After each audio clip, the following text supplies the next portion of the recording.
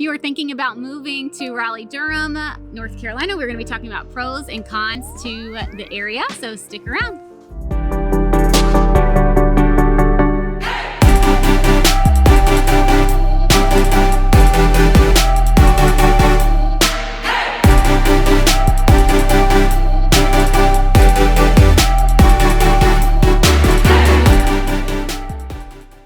Hey, what's up everybody? Welcome to the channel, or welcome back. I'm Zach. This is my beautiful wife, Cindy. If you have not subscribed to the channel, make sure to hit that subscribe button in the corner. You can also hit the bell to be notified of every time we release a new video. That number on the screen, we put it there because we are licensed real estate brokers in the area, which means as much as we love to make these videos for you, we love to help you with your real estate needs even more. So if you got questions about the area, questions about real estate in the area, we'd love to chat with you. So feel free to hit us up. We're the ones that answer those phone calls and those text messages. So like Cindy said, today we're gonna be doing our 2022 pros and cons for the Raleigh-Durham area. So if you're thinking about moving here, you're curious about what makes this area great or unique, and what makes, what are some, I guess, bad things, cons about the area. We're gonna hit all those today. So with that being said, let's dig in.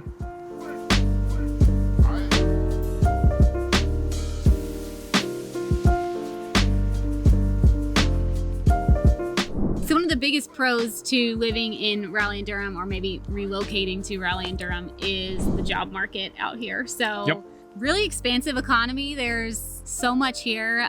We have like 4 major universities, 2 of those that have huge hospital systems attached to them. So if you're in the medical field or research and things like that, awesome place to work. We also have the Research Triangle Park here, which is an area, RTP, or Research Triangle Park. It's actually its own area within the triangle. And what it is just like a big hub for like pharmaceuticals. Some tech stuff is starting to grow more there. Biomedical companies. Yeah, like a lot of labs and things like that. You've heard of Apple moving to the area? That is where Apple is moving. Yeah, and things like Cisco or Lenovo are already in that area. So lots of stuff there that does bring in a lot of people for different jobs, and they're good jobs for people much smarter than me, for sure. I don't think Apple's gonna hire me. Yeah. You never know. But yeah. So you have the Research Triangle Park, you have the university systems, you have the medical systems attached to those university systems. You have a lot of tech influx moving in to the area, whether that be Apple, Google, Meta just supposedly announced that they're moving here per sources is what the local news said. All that to say, the economy in the triangle is very diverse, which is a good thing. We're not dependent on one industry succeeding. It's a very diverse area. So if you're looking for work, there's a good chance you can probably find it in the triangle. Yeah, so for sure. And outside of those STEM type jobs, there's other jobs for people that are not interested in STEM, like myself, because you have so many people moving here for those jobs. You need all of the other kind of jobs to like make everything work out, teaching and things like that. So lots of options for jobs, for sure. Yeah, for sure. All right, pro number 2 about the triangle is the location. So what I mean by that is Raleigh is, I guess you would say, centrally located in North Carolina. So the mountains are about 2.5 hours west of here. So you can make day trips to the mountains, weekend trips to the mountains. North Carolina mountains are really beautiful. If you're coming from out west, it's a totally different mountain feel than green. Than what you're used to. But they're still beautiful. Raleigh is about 2.5 hours from the coast, so you can get down to the beach on a day trip, a weekend trip. So it's just really nice. There's a lot of places that you can go within North Carolina for a weekend or for a day. Charlotte's about 3 hours away, which is the largest city in North Carolina. The Raleigh-Durham area is also really close to Washington, D.C. You're close to Atlanta. So, there's just a plethora of options in this area for you to get to. Our airport is, I don't know why I'm throwing airport into this, but like, total reason why you moved somewhere for the airport. No, I actually, now that we're on the airport, since I randomly brought it up, I love Raleigh's airport. I mean, I don't think anyone has ever said that they love the airport, but like when I visit Charlotte's airport, it's terrible. Like I get off the plane in Charlotte and I'm just met with what feels like a million people. When I get off a plane in Raleigh, there's like 10 people there.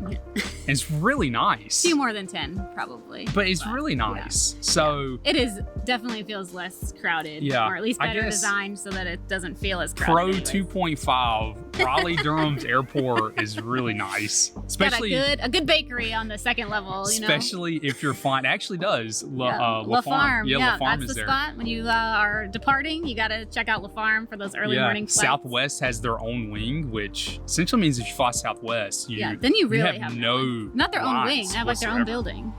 So that's pretty nice. Yeah, it's amazing. So anyway, back to Pro 2. As far as the location goes, there's a lot that you can do in North Carolina. And honestly, Raleigh is in Durham. I keep saying Raleigh. The Triangle is in a place where you can get to all of those locations really quickly. And it just gives you a lot of options. So definitely.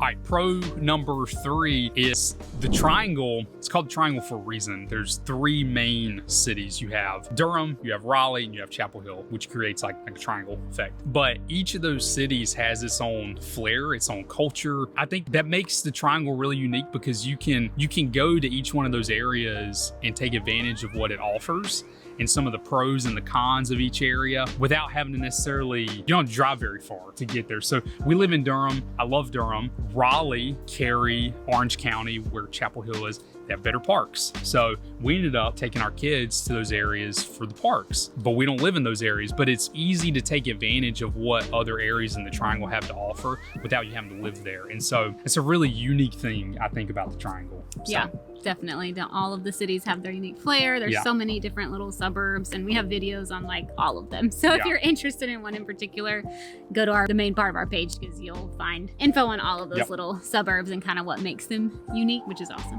Yeah. Pro number 4 is the Triangle is a great place to raise a family. So it was actually voted by, I think, American Home Shield, which is like a home warranty company, as number 7 in the country to raise a family. U.S. News just said Raleigh is the 6th best place to live. So are we 6 or 7?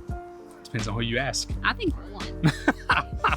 But all that to say, this is a really great area to raise a family for a lot of the reasons that we've already mentioned. The economy's good, the schools are good. There's a culture of education here that I think flows from the universities, and so the parks are good. It's a great place to raise a family. But all that to be said, there are some cons to the area as well. I think the biggest con currently is that everybody thinks it's all pros here because they're all moving to the Triangle, maybe like you might do. And so because of that, there is a supply shortage of housing. I mean, that's happening nationally. It's a national thing too, but I think here might be a little more exaggerated than in other parts of the country. All right, so now we're on to the cons about the Raleigh-Durham area. And the first con we're going to talk about is the tight housing market. So yes, the housing market's cooling off here. A little bit. Yes, it is still competitive. And so it's both and right now. And so it's still a challenge to find a house that could be, it could be totally different several months from now. Sometimes we batch film these videos, and we should probably publish this soon so that that part is accurate in case it does change. It's a tight housing market. It's not what it was in March, but it's certainly not a buyer's market right now. And I don't know if we're in an area of the country that is necessarily going to become a buyer's market, but it could. I don't know. It could. Not anytime soon, I don't think. But yeah, I mean, I think that we have so many people moving here for the reasons we talked about being the pros of this area. And with a lot of people continuing to work remote now, they can work from anywhere. And so they decide to move here because we're located in a cool spot, 4 seasons, not too crazy of a winter. So it's an ideal place for a lot of people to move to. So because of that, not a lot of housing supply. So the demand's pretty high. So it can be competitive to get into a home, which is definitely a con. All right, so con number 2 is poor public transportation. Now, we did a video, I don't know, a month ago, 2 months ago, of top reasons not to move to the Triangle. That was one of the reasons. And so we decided to throw it into the con section. Public transportation in the Triangle, honestly, it's not what it should be. So you go to some of these larger metro areas, which I think the Triangle is becoming, and you've got, maybe you have subway systems or light rail or whatever it may be, just have buses. Yeah, and I don't feel like a lot of people really utilize the bus system here because I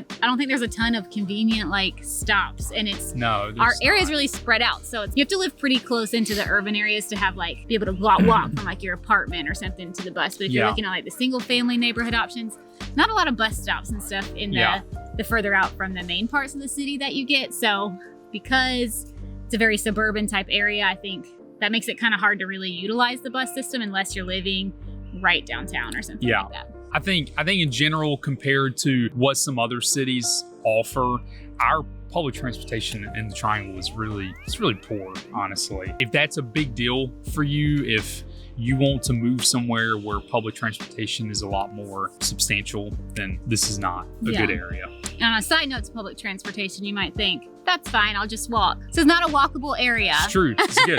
It's good. Con 2.5. Yeah, this is not a walkable area. Yeah. Again, unless you already live downtown, which in that case, then you can just use the bus anyway, right? But yeah, it's a suburban, spread out area. Yep. It's not an urban, it's not like New York City where you can just like easily walk to all the things that you need in your job. Like, you're gonna have to drive 95% of the time, depending. There's a few little neighborhoods downtown that like I would say is walkable to a coffee shop or like maybe one grocery store or something, but it's not going to be totally walkable to the point where you feel like I definitely don't ever need a car living here. Like, you're going to probably need a car.